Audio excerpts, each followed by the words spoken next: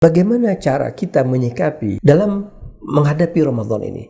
Ketakutan tidak mendapatkan pahala yang banyak. Ketakutan dosa-dosa mereka belum diampuni. Jadi sekarang kita sudah tidak lagi mengejar Ramadan.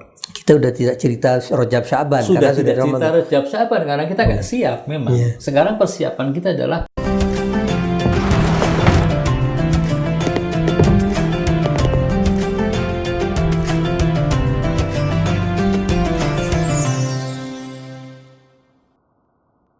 Bismillahirrahmanirrahim. Assalamualaikum warahmatullahi wabarakatuh. Sahabat Dana Mustad'afin, ketika orang ingin melakukan lomba lari, orang itu harus melakukan pemanasan terlebih dahulu. Nah, ketika kita ingin masuk ke dalam Ramadan, kita harus melakukan pemanasan juga. Rajab Sya'ban adalah pemanasan untuk masuk ke dalam bulan suci Ramadan. Kali ini kita akan sama-sama membicarakan tentang ketika kita sudah masuk ke Ramadan, apakah amal ibadah kita diterima atau dosa-dosa kita belum diampunkan. Bagaimana cara kita untuk melakukan ini semua? Ya, telah hadir bersama saya Ustaz Hafidz Alka. Assalamualaikum Ustaz. Waalaikumsalam warahmatullahi wabarakatuh. Taqabbalallah amalakum Ustaz. Allah taqabbal. Ustaz, jadi kadang-kadang orang ketika bulan suci Ramadan, mereka persiapannya adalah persiapan untuk buka dan sahur saja, bukan mempersiapkan spiritualnya. Artinya hanya persiapan fisikal. Bagaimana nanti kita sahur apa, nanti kita buka apa. Nah, apakah agama ini menganjurkan kepada kita untuk mempersiapkan yang sifatnya ruhani sebelum Ramadan tiba? Ya, bismillahirrahmanirrahim. Salam pada para sahabat dan mustad'afin. Menarik sekali ya. Ada sebuah ungkapan di kalangan para ulama masyhur itu bahwa bulan Rajab itu adalah persiapan untuk bulan Sya'ban. Bulan Sya'ban persiapan untuk bulan Ramadan. Kemudian para ulama juga menyebutkan 3 bulan ini adalah 3 bulan dalam upaya orang untuk melakukan suluk irfani, perjalanan ruhani. Mungkin kita tahu di dalam bahasa Arab itu ada huruf ha. Ha itu kalau dikasih titik di bawah jadinya jim. Kalau ditaruh titik di atas jadinya kha. Nah, menurut para ulama ini bulan Rajab itu adalah bulan takhliyah. Pakainya kha. Bulan Sya'ban adalah bulan tahliyah, pakainya ha. Sementara bulan Ramadan adalah bulan tajliyah, pakai jim. Apa maknanya? Maknanya adalah bulan Rajab itu adalah bulan kita mengosongkan diri kita, membersihkan diri kita dari segala kebiasaan buruk, dari dosa, dari hal-hal yang tidak baik. Supaya nanti kita masuk ke dalam bulan, kalau persiapan itu untuk bulan Ramadan ini. Nanti setelah kita bersih, tidak ada dosa, kita masuk ke bulan Sya'ban. Kita menghias diri, makanya amalan-amalan di bulan Sya'ban itu puasa, apalagi itu sholawat, itu kan penghias diri kita. Baru kemudian kita masuk ke bulan Ramadan, bulan tajliyah. Tajliyah artinya kita menampakkan, ini loh aku sudah siap, ini aku sudah menjadi tamunya Allah. Ramadan, kalau orang tidak memahami, sulit kita untuk menjelaskannya. Tapi kalau orang memahami bahwa bulan Ramadan adalah bulan jamuan Allah, syahrun du'itum fihi ila dhiyafatillah. Ini hadis Nabi. Bulan jamuan Allah. Nah, sekarang saya seringkali menganalogikan begini. Kalau misalnya kita diundang oleh wali kota. Wali kota apa namanya? Kita orang Depok ya. Wali kota Depok misalnya ya. Kita diundang untuk sebuah pesta. Sementara saya bekerja di mana? Saya bekerja sebagai montir di bengkel. Tahu sendiri montir bagaimana? Bajunya, tangannya, kakinya, mukanya belepotan oli, kotor. Saya misalnya jam 5 diundang oleh wali kota, sebuah pesta. Apakah mungkin saya dari bengkel langsung pergi ke sana? Jawabannya apa? Nggak mungkin. Yang saya lakukan adalah apa? Membersihkan diri dulu, bersihkan diri dari noda-noda, dari kotoran-kotoran, dari oli, bersihkan. Itu marhalah atau tahapan takhliyah, bersihkan diri. Nah setelah bersihkan diri, badan sudah bersih, sudah mandi, sudah wangi, apa yang harus dilakukan? Tahliyah, menghias diri. Pakai baju yang cocok, jangan baju bengkel dipakai untuk pergi ke kondangan.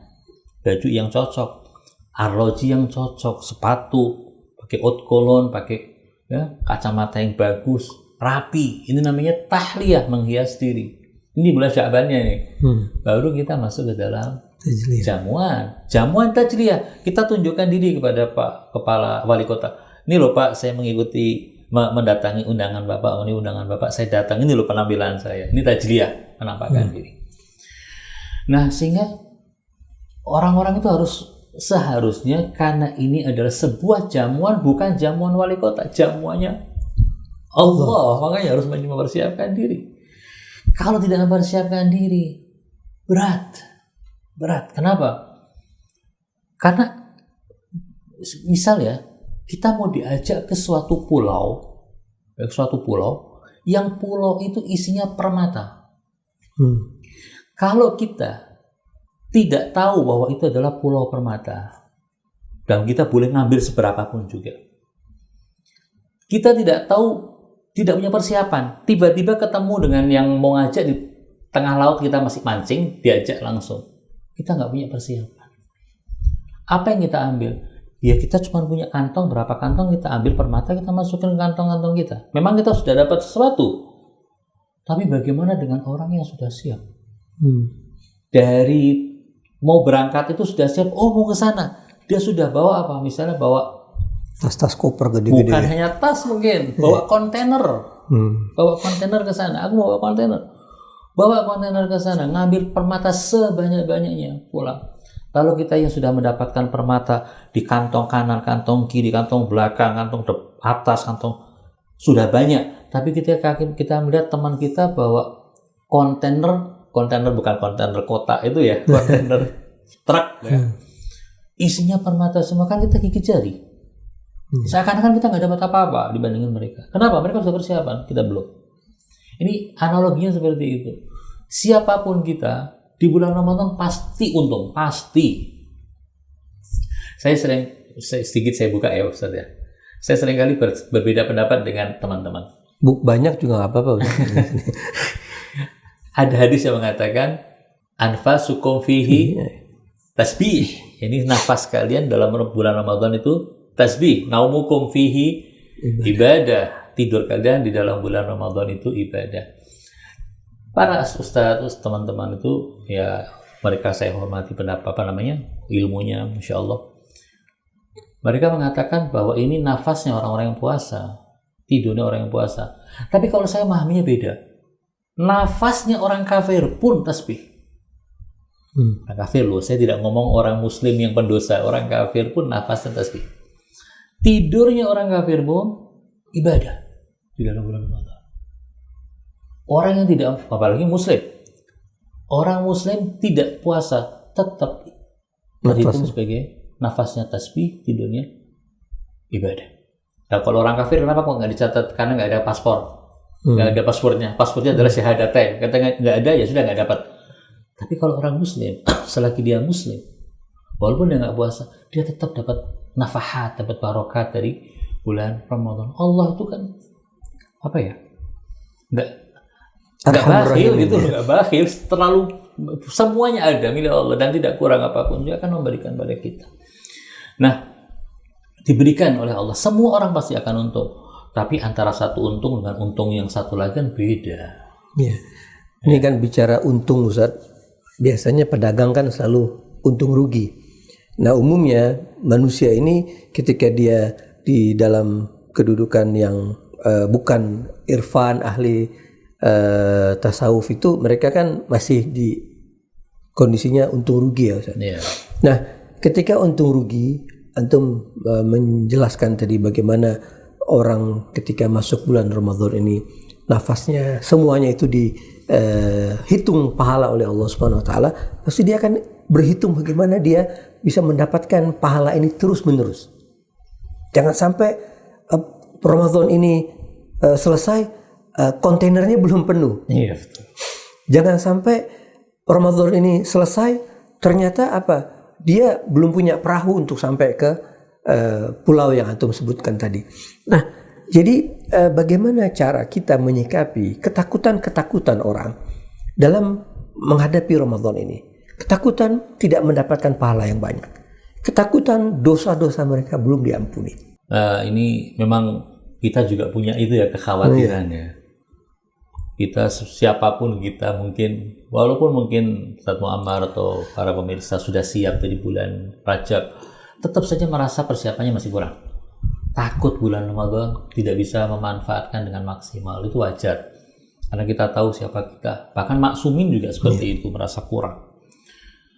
Artinya ketakutan itu suatu hal yang lumrah. Tapi kita harus tahu, seburuk apapun kita, sebanyak apapun dosa kita ini sedang diundang oleh yang Arhamur Rahimin. Diundang loh ya. Bukan kita datang sendiri. Bukan kita datang. Kalau ada dua undangan Allah, itu ada dua. Ada undangan yang bersifat tempat, ada undangan yang bersifat waktu. Kalau ukurannya adalah tempat, itu ke Mekah sana, diundang ke sana. Kalau ukurannya waktu, kita nggak bisa ngelak. Semua orang diajak jadi tamu, mau memanfaatkan atau tidak, Anda itu tamunya Allah. Jadi kalau sudah tamu, kita jangan bicara Allah yang menyebut dirinya dengan inni anal ghafurur rahim. Kita tidak bicara tentang Allah, kita bicara tentang manusia biasa. Kalau kita ngundang orang untuk datang ke rumah kita, masa nggak kita hormati? Mustahil. Padahal kita tuh siapa? Kita jauh dari kekurangan, jauh dari kesempurnaan dalam menjamu orang. Ini Allah Arhamur Rahimin, Akramul Akramin, nyebut dirinya dengan sebutan Rahman, Rahim, ngundang. Ya pasti akan diservis. Pasti, jangan usah khawatir. Punya dosa sebesar apapun, jangan khawatir. Masuk, asalkan betul-betul jadi tamu. Nundukkan diri Allah, aku jadi tamu ya Allah, datang. Itu dielus kepala kita. Semuanya akan diberikan oleh Allah Subhanahu wa taala, tentunya dengan kapasitas kita. Allahnya pemurah, tidak ada batas. Kitanya, kapasitas kita. Jangan sampai kemudian, misal gini, ada seorang ayatullah. Saya pernah berkunjung ke rumahnya satu ayatullah bersama dengan teman-teman. Ayatullah, ulama, ilmunya kan luas. Ketika kita datang, kita baru belajar 1 tahun, ya, belajar 1 tahun. Tentunya ayatullah, kita minta ilmunya dari beliau, nggak mungkin akan memberikan ilmu yang setingkat ulama besar diberikan. Beliaunya mampu, kitanya yang nggak mampu. Allah mampu untuk memberikan semuanya, tapi kapasitas kita untuk menerimanya juga harus diperhitungkan. Nah, terkait masalah ini jangan khawatir, yang mengundang Allah Karim, Rahim, Jawad, dan yang lain-lain, sifat-sifat Allah yang sempurna. Cuman ada satu hal yang tadi antum sebutkan, yaitu kita kan belum siap. Ibaratnya dari bengkel langsung ke kondangan, ke resepsi. Dari bengkel gimana? Nah, ini nasihat dari para guru ya, bahwa kalau kita merasa tidak siap untuk masuk bulan Ramadan, setidaknya kita menjadikan awal Ramadan sampai 20 Ramadan sebagai persiapan kita menuju malam Lailatul Qadar. Jadi sekarang kita sudah tidak lagi mengejar Ramadan. Kita sudah tidak cerita Rajab Sya'ban. Sudah tidak cerita Rajab Sya'ban karena kita nggak siap memang. Sekarang persiapan kita adalah untuk satu momen yang paling spesial, yaitu Lailatul Qadar. Mumpung kita masih di awal-awal, ayo kita mulai ibadah. Puasanya jangan sampai bolong, ini jangan. Supaya sempurna puasa kita. Nah, kalau puasanya sempurna, Lailatul Qadarnya jadi bisa kita dapatkan. Ada satu ungkapan dalam bahasa Parsi, sayangnya dalam bahasa Parsi, indah dalam bahasa Parsi, kalau terjemahkan jadi nggak indah. Dalam bahasa Parsi itu dikatakan bahwa yang namanya Lailatul Qadar itu mestinya bukannya dia seperti 1000 bulan untuk kita, tapi harusnya kita yang bersama dengan Lailatul Qadarnya. Jadi Lailatul Qadar itu semua orang mengalami, tapi siapa yang bisa mendapatkan? Siapa yang bisa mendapatkan? Saya analoginya begini, Ustaz. Semua kita sholat 2 rakaat sholat subuh. Semua kita sholat subuh. Dan sholat kita insya Allah rukun-rukunnya, kewajiban-kewajibannya akan kita perhatikan, yang membatalkan tidak kita lakukan. Insya Allah sah secara hukum. Sholat kita berapa menit? 2 menit, 3 menit setelah subuh. Sholatnya Nabi Muhammad kira-kira berapa menit untuk sholat subuh? Sama, sekitar 2-3 menit. Ya. Tapi pertanyaannya, apakah sholat kita sama seperti sholat Nabi Muhammad dari sisi kualitas? Tidak. Sama-sama sholat, waktunya juga sama, tapi hakikatnya berbeda. Sama-sama kita berada di malam Lailatul Qadar, yang satu dapat, yang satu cuman dapatnya begadangnya. Nah, jangan sampai kita hanya dapat begadang, walaupun Allah pasti akan ngasih, pasti. Kita berharapnya lebih dari itu. Kita minta yang hadiah khususnya di malam Lailatul Qadar. Di akhir ini Ustadz, kita minta antum berikan mungkin trik-trik atau cara-cara agar kita bisa betul-betul memanfaatkan Ramadan ini untuk bisa masuk ke dalam Lailatul Qadar itu dengan maksimal. Apa saja yang sebaiknya kita lakukan dan apa saja sebaiknya kita tinggalkan? Ya, tentunya untuk mendapatkan Lailatul Qadar dengan makna yang sesungguhnya, kembali saya katakan, antara satu orang dengan orang lain berbeda. Untuk kapasitas orang-orang seperti kita, yang kita harapkan itu adalah bahwa Lailatul Qadar, ketentuan takdir bagi kita baik, amalan kita diterima dan dilipat gandakan seperti ibadah lebih dari 1000 bulan. Untuk bisa mendapatkan hal semacam itu, yang pertama adalah bahwa kita harus melaksanakan perintah-perintah Allah. Apa perintah Allah di bulan Ramadan? Kita laksanakan puasa, sholat, tapi bukan puasa yang hanya menahan lapar dan haus. Kam min sha'imin laisa lahu min siyamihi illa al-ju' wal 'atash atau wal-dhama. Berapa banyak orang yang puasa tidak dapat apa-apa kecuali haus dan lapar. Jangan puasa yang seperti itu. Puasa yang lebih baik. Bukan hanya puasa jawarih, tapi puasa jawaneh.